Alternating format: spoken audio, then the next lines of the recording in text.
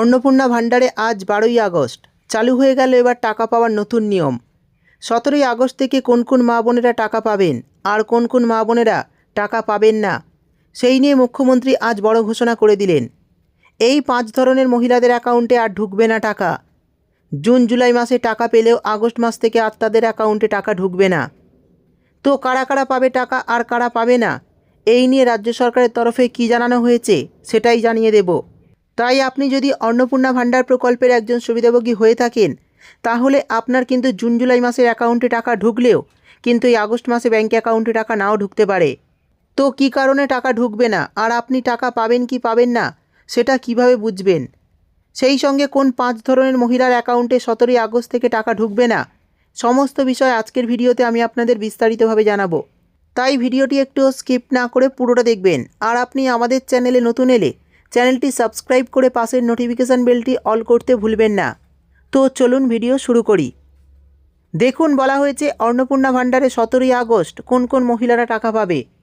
তো চলুন দেখে নেই অন্নপূর্ণা ভাণ্ডার প্রকল্পের আগস্ট মাসের টাকা, অর্থাৎ 17ই আগস্ট থেকে যে টাকা দেওয়া শুরু হবে সেই টাকা কোন কোন মহিলারা পাবে।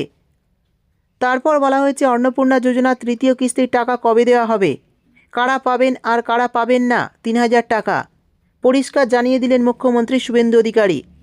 রবিবার একটি সাংবাদিক বৈঠক করে মুখ্যমন্ত্রী জানান, আগামী 17ই আগস্ট 2026 থেকে দেওয়া শুরু হবে। আগস্ট মাসে অন্নপূর্ণা যোজনার টাকা পাননি অনেক উপভোক্তারা, এই নিয়ে রাজ্যের বহু জেলায় শুরু হয়েছে বিভ্রান্তি। কারা পাবেন অন্নপূর্ণা যোজনার আগস্ট মাসে 3000 টাকা? যারা এতদিন প্রথম ও দ্বিতীয় কিস্তির টাকা পেয়েছেন তাদের মধ্যেও আবার অনেকে নাও পেতে পারেন আগস্ট মাসের টাকা। এই নিয়েও মহিলাদের মনে উঠছে প্রশ্ন, তাহলে কারা কারা পাবেন আগস্ট মাসের টাকা? তো বন্ধুরা, আগস্ট মাসের টাকা কোন কোন মা বোনেদের ব্যাঙ্ক অ্যাকাউন্টে দেওয়া হবে সেই নিয়ে কিন্তু মহিলারা চিন্তায় রয়েছেন। তো সেই সব মহিলাদের জন্য এবার কিন্তু বড় সুখবর জানানো হয়েছে।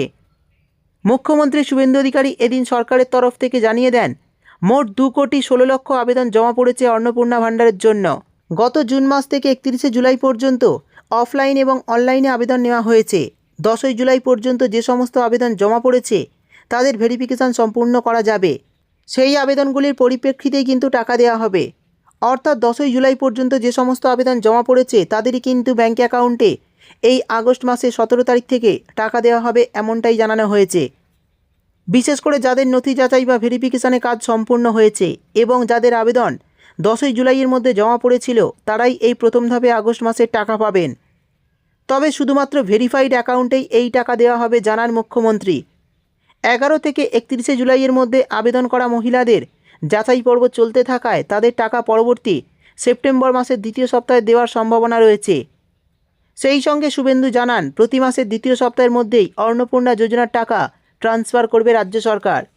অর্থাৎ বুঝতেই পারলেন, যে সমস্ত মা বোনেরা জুলাই মাসের 10 তারিখ পর্যন্ত এই অন্নপূর্ণা ভাণ্ডার প্রকল্পে আবেদন করেছেন তাদের টাকা কিন্তু আগস্ট মাসের 17 তারিখ থেকেই দেওয়া শুরু হবে। তবে যারা জুলাই মাসের 11 থেকে 31 তারিখ পর্যন্ত আবেদন করেছেন তাদের টাকা দেওয়ার সম্ভাবনা রয়েছে কিন্তু সেপ্টেম্বর মাসে।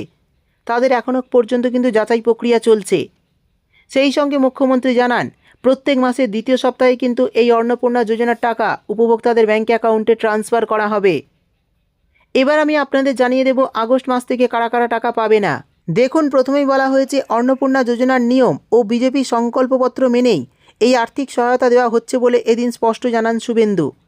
25 থেকে 60 বছর বয়সী যোগ্য মহিলারা প্রতি মাসে এই প্রকল্পের মাধ্যমে 3000 টাকা করে আর্থিক সহায়তা পাবেন। অর্থাৎ 25 থেকে 60 বছরের সমস্ত মহিলাদের অ্যাকাউন্টেই কিন্তু এই টাকা দেওয়া হবে।